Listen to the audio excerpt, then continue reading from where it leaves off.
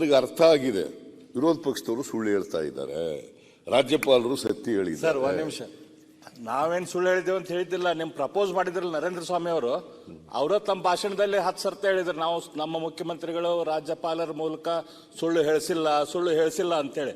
ಅಂದ್ರೆ ನಿಮ್ ಪಕ್ಷದವರಿಗೆ ಗೊತ್ತಾಗ್ಬಿಟ್ಟೈತೆ ಎಷ್ಟು ಸುಳ್ಳು ಐತೆ ಅಂತ ಹೇಳಿ.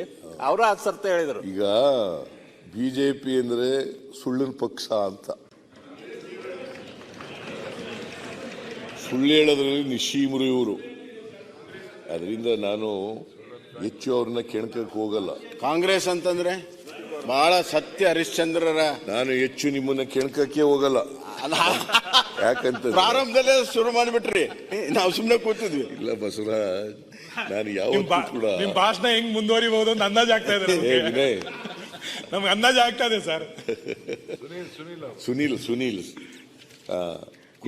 ಕೂತ್ಕೋ ಬಸವರಾಜ್, ಹುಷಾರಿಲ್ಲ. ಕಾಂಗ್ರೆಸ್ ಅಂತಂದ್ರೆ ಬಿಜೆಪಿನೂ ದೇಶಕ್ಕೆ ಆಯಾಸ ಮಾಡ್ಕೊತೀರಿ. ನಿಮ್ ಸರ್ಟಿಫಿಕೇಟ್ ಬೇಕಾಗಿಲ್ಲ. ಬೇಡ, ನನ್ನ ಸರ್ಟಿಫಿಕೇಟ್ ನಿಮಗೆ ಬೇಡ, ನಿಮ್ ಸರ್ಟಿಫಿಕೇಟ್ ನನಗೂ ಬೇಡ. ಈ ರಾಜ್ಯದ ಜನ ಇದಾರಲ್ಲ, ಅವ್ರ ಸರ್ಟಿಫಿಕೇಟ್ ಕೊಡ್ಬೇಕಲ್ವಾ?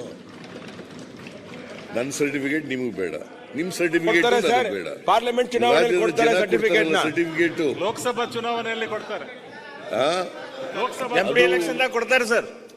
ಕೂತ್ಕೊಳ್ಳಿ, ಆಯ್ತಪ್ಪ.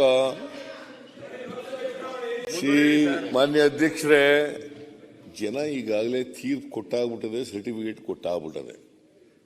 ಅವ್ರನ್ನ ಅಲ್ಲಿ ಕುಳ್ಳಿಸಿದ್ದಾರೆ, ಇಲ್ಲಿ ಕೂತಿದ್ದವ್ರನ್ನ. ಆ ಸರ್ಟಿಫಿಕೇಟ್ ಅಲ್ವಾ?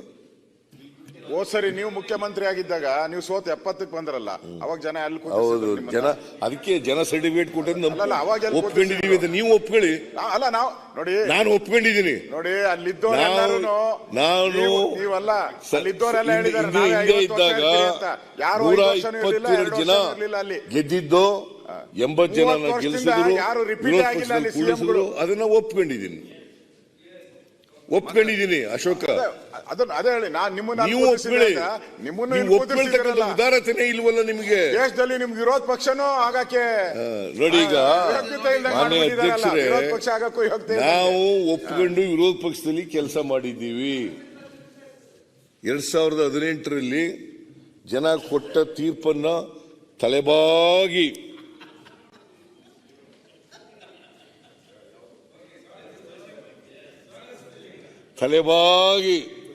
ಒಪ್ಕೊಂಡಿದ್ದೀವಿ. ನೀವು ತಲೆಬಾಗಿ ಒಪ್ಕೊಳ್ಳಿ.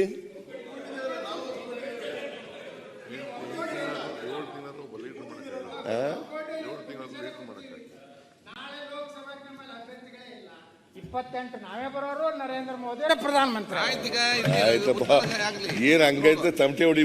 ಸರಿ ನೀವು ಹೇಳಿದ್ರಿ, ಬಸವರಾಜ ಬೊಮ್ಮಾಯಿ ಚೀಫ್ ಮಿನಿಸ್ಟರ್ ಆಗಿರುವಾಗ ಇದೇ ಪದ ಹೇಳಿದ್ರು. ಮೋದಿ ಅವ್ರು ಕರ್ಕೊಂಡ್ಬಂದು ಏನ್ ಗಲ್ಗಲ್ಲಿನೆಲ್ಲ ತಿರುಗಾಡಿಸಿದ್ರಿ ಪಾಪ. ಸರ್, ಈಗ ಅಸೆಂಬ್ಲಿ ಚುನಾವಣೆ ಇಲ್ಲ ಸರ್, ಈಗ ಇರೋದು ಪಾರ್ಲಿಮೆಂಟ್ ಚುನಾವಣೆ. ಏನಾಯ್ತು ಕೊನೆಗೆ? ಏನ್ ಪಾದಯಾತ್ರೆ, ಸಾರ್ವಜನಿಕ ಸಭೆಗಳು, ಏನ್ ಎಷ್ಟೊಂದು ಸಭೆಗಳು, ಎಷ್ಟೊಂದು ಪಾದಯಾತ್ರೆಗಳು ಕಳೆದ ಸಾರಿ ನಡೆಸಿದ್ರು. ಆದರೂ ಕೂಡ ಜನ ನಿಮಗೆ ಆಶೀರ್ವಾದ ಮಾಡಲಿಲ್ಲ.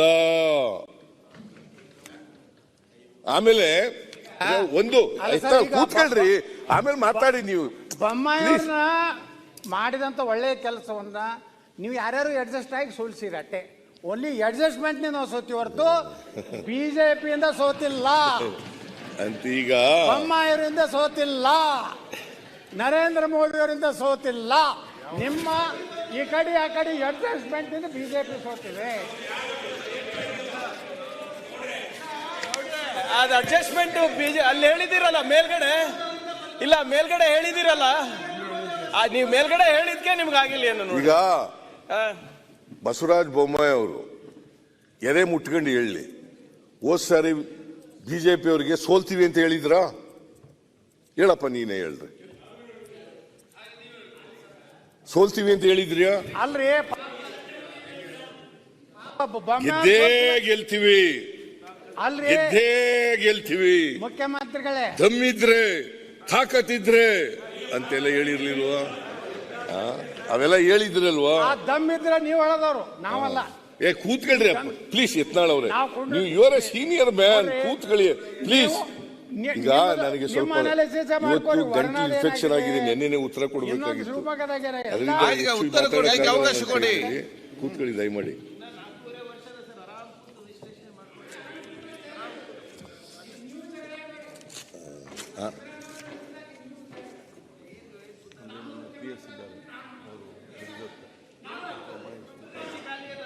ಸಿದ್ದರಾಮಯ್ಯವ್ರು ಇಳಿಸಿದ್ದು ಸರ್ಕಾರ ದಪ್ಪ ಹತ್ಬೇಕು.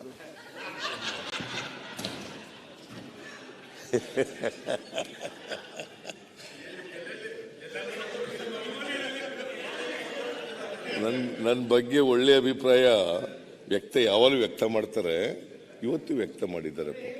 ಅದಕ್ಕೋಸ್ಕರ ನಿಮ್ಗೆ ಅಭಿನಂದನೆಗಳು.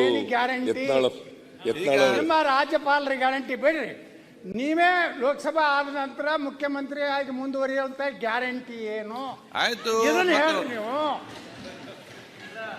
ಬಿಡಿ ಸರ್, ತಾವೇ ಹೇಳಿದಿರ ಲೋಕಸಭಾ ಆದ್ಮೇಲೆ ಎಲ್ಲ ಚೇಂಜ್ ಆಗ್ತಾರಂತ. ನಿಮ್ದು ಗ್ಯಾರಂಟಿ ಕೊಟ್ಟಿರಿ, ನೆನ್ಪಿರ್ಲಿ ನಿಮ್ಗೆ. ಈಗ ಲೋಕಸಭಾ ಆದ್ಮೇಲೆ ಅಲ್ಲೆಲ್ಲ ಬದಲಾವಣೆ ಆಗುತ್ತೆ ಅಂತ ನೀವು ಗ್ಯಾರಂಟಿ ಕೊಟ್ಟಿರೋದು ನೆನ್ಪಿರ್ಲಿ. ನಾನು ಎಲ್ಲಿಯೂ ಬದಲಾವಣೆ ಅಂತ ನೀವೇ ಹೇಳಿಲ್ಲ. ಹೇಳಿರೋದು. ಪದೇ ಪದೇ ಎದ್ದಿದ್ಕಿದ್ರೆ ಹೆಂಗ್ರಿ ನೀವು ಸ್ವಲ್ಪ ಮಾತಾಡೋದು? ದಯವಿಟ್ಟು ನೀವೇನ್ ಹೇಳ್ತೀರಿ ಮಾಧ್ಯಮದಲ್ಲಿ ತಾವು ನೋಡ್ಬಿಡ್ರಿ. ಇಡೀ ದೇಶದಿಂದ ನಮ್ಮ ಪ್ರಧಾನಮಂತ್ರಿಗಳ ಕೂತ್ಕೊಳ್ರಿ. ವಂಶವಾದ, ಭ್ರಷ್ಟಾಚಾರ, ಅಡ್ಜಸ್ಟ್ಮೆಂಟ್ ಮೂರು ಕಿತ್ತಾಕ್ತೀನಿ ಅಂತ ಹೇಳಾರ. ನಾಯಕರ ಬದಲಾವಣೆ ಆಗ್ತಾರಂತ ತಾವೇ ಹೇಳಿರಿ. ಈ ದೇಶದಲ್ಲಿ ಆ ಗ್ಯಾರಂಟಿ ಯತ್ನಾಳ್ ಗ್ಯಾರಂಟಿ ಅಂತ ನೀವೇ ಹೇಳಿರೋದು. ಕೂತ್ಕೊಳ್ಳಿ. ಈಗ ನರೇಂದ್ರ ಮೋದಿ ಯತ್ನಾಳ್ ಅವ್ರೆ ಉತ್ತರ ಕೊಡ್ಲಿ ಮನೆ ಮುಖ್ಯಮಂತ್ರಿ. ಈಗ ಮಾನ್ಯ ಅಧ್ಯಕ್ಷರೇ, ರಾಜಕೀಯವಾಗಿ ನಾನು ಅದಕ್ಕೆ ಇಲ್ಲಿ ಮಾತಾಡಬೇಕಾಗ್ತದೆ ಅಂತಲೇ ಬರಲಿಲ್ಲ. ಆರ್ ಅಶೋಕ್ ಅವರು ಮಾತಾಡುವಾಗ, ಕುಮಾರಸ್ವಾಮಿ ಅವರು ಮಾತಾಡುವಾಗ, ಯತ್ನಾಳ್ ಅವರು ಮಾತಾಡುವಾಗ ಬರಲೇ ಇಲ್ಲ. ನಾನು